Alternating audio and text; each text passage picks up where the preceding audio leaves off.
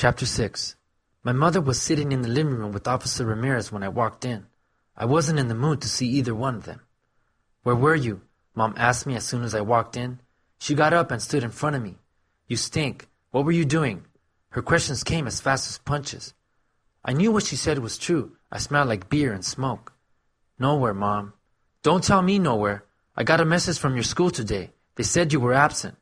I could see that Mom was upset. She was working hard to stay calm, probably because of Officer Ramirez. "Now where were you?" "Calm down, Ma," I said, ignoring her question and looking at the cop. "Did you bring him here to yell at me?" "No, Martin," Officer Ramirez said. "I brought your mother home from work, and I thought I'd just check in with you. From the looks of things, you could use some help." "I don't need your help."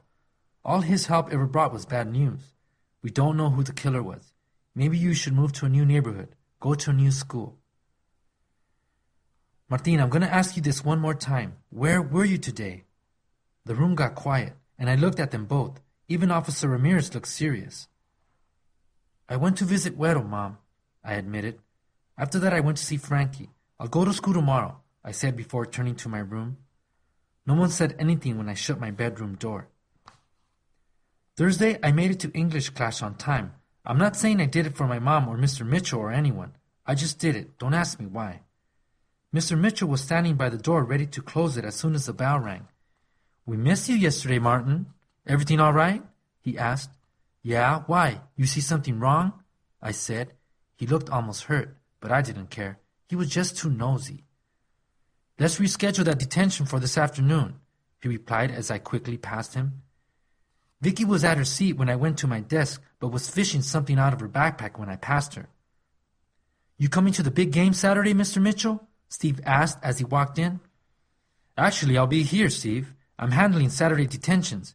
Maybe I'll check out the game," said Mr. Mitchell. "Zamora's going down, Mr. Mitchell. You should come out and see me score," he replied, turning to me. I made a snorting sound at Steve, just to get on his nerves.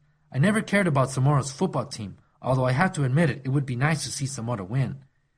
Vicky shook her head and wrote something in her notebook. Nearby, I heard Teresa sigh. That girl has no time for me. Mr. Mitchell started class with a discussion of an old story called Beowulf that the class had started reading the day before. I had no idea what he was talking about.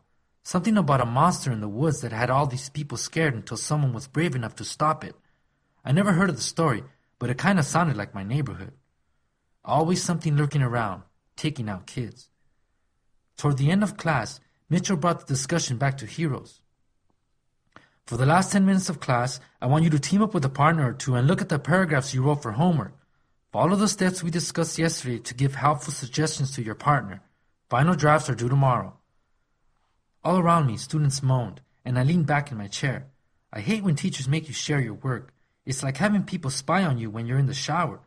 The only good thing was that I sat in the back row. I was sure none of the students there did their work. I turned to my right and saw that kid, Royland, looking at me. He was the only other kid in the back row, and he had this dumb smile on his face that told me he hadn't even opened his book. Good. At least I wasn't the only one. "Martin, why don't you team up with Vicky and Teresa? Roland, you work with Steve and Darcy," Mr. Mitchell said. Teresa's face scrunched up like she just smelled Frankie's boots. It was almost funny. "Are you sure I gotta have him in my group?" Steve said about Roland. "Well, you could always join me Saturday instead of playing in that big game." I laughed out loud along with several other students.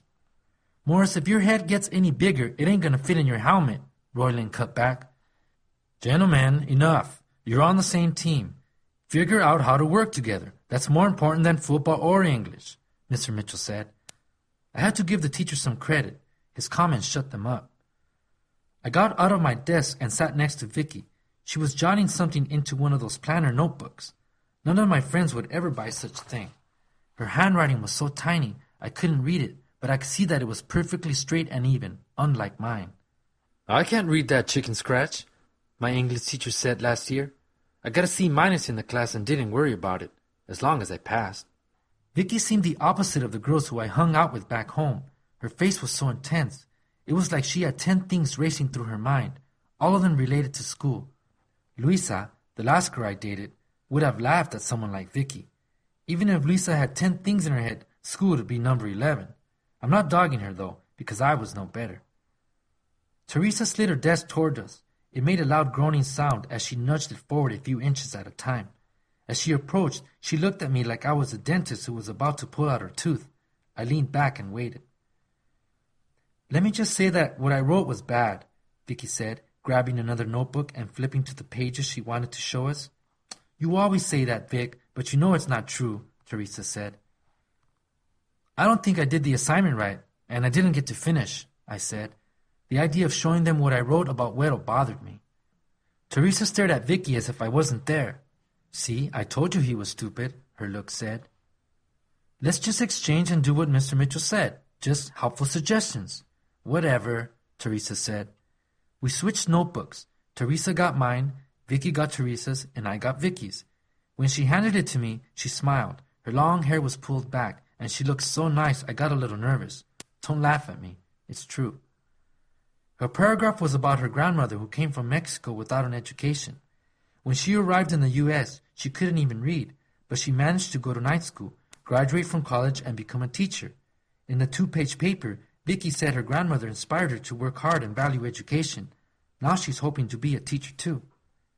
"This is good, Vicky," I said, putting her notebook down. "You should read it to your grandmother. It would make her proud."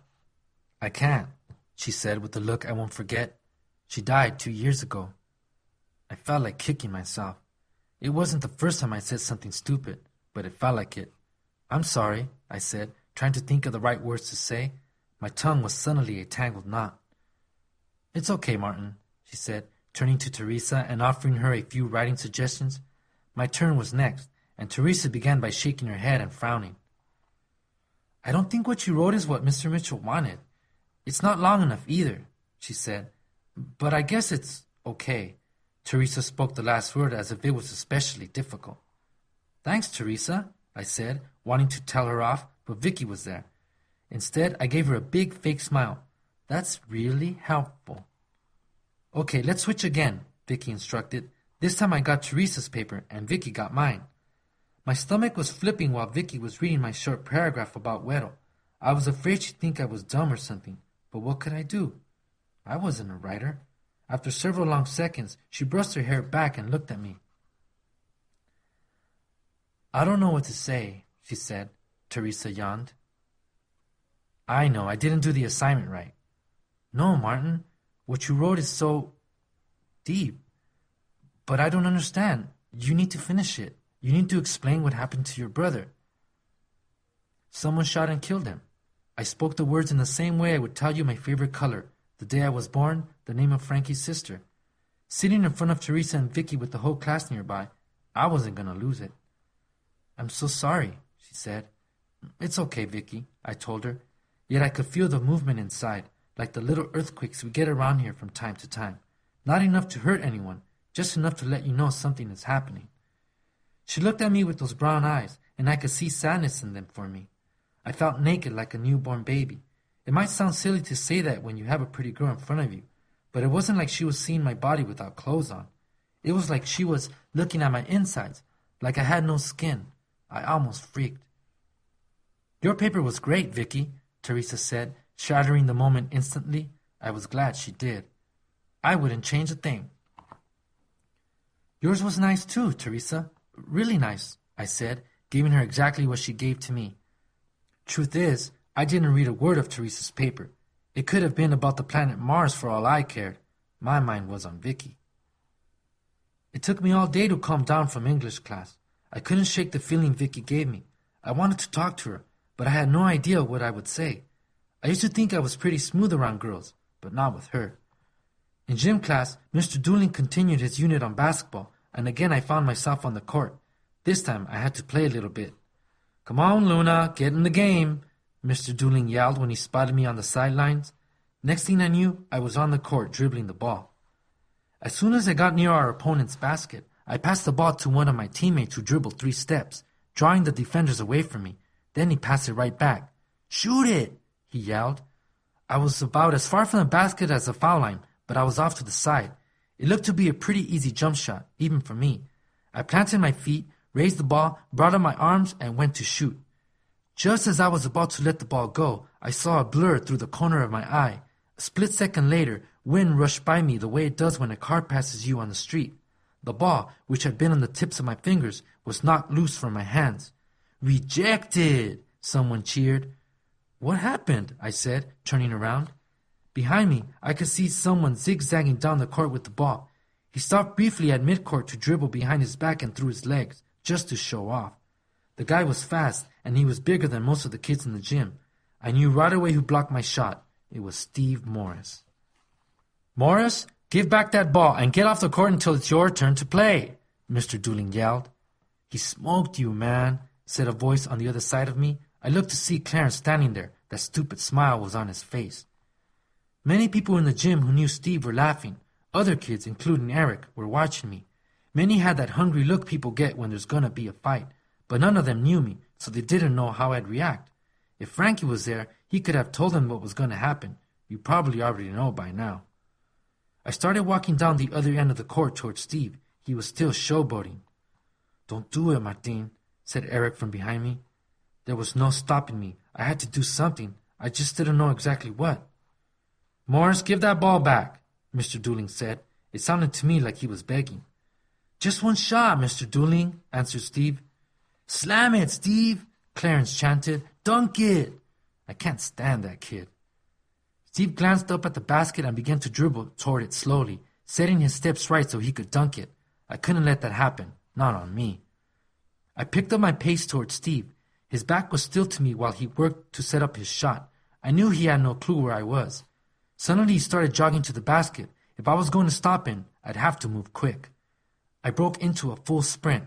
It was a race against time, but I was faster because I didn't have to deal with the ball. Steve took 2 big steps, following a curved path that would lead to the right side of the basket. I charged straight in, making my trip shorter. We were like 2 meteors streaking to the same point. Just as he took his 3rd step and was about to jump up, I crossed his path. His arms were on their way up, but I came crashing down on the ball, knocking it free from his hands. It bounced hard off his leg and hopped back into the court. I flew out of bounds and nearly smashed into the cinder block wall of the gym. "Man, what are you trying to do?" said Steve as I steadied myself. "Trying? Holmes, I just did it."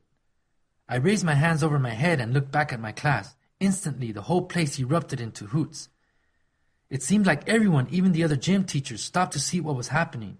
I would have stopped too. It's not every day the star running back of the football team gets shown up by a kid like me. "All right, that's enough, you two," Mr. Dooling said from somewhere behind me. I walked back to my classmates without another word. I had nothing else to say, but Steve wasn't done.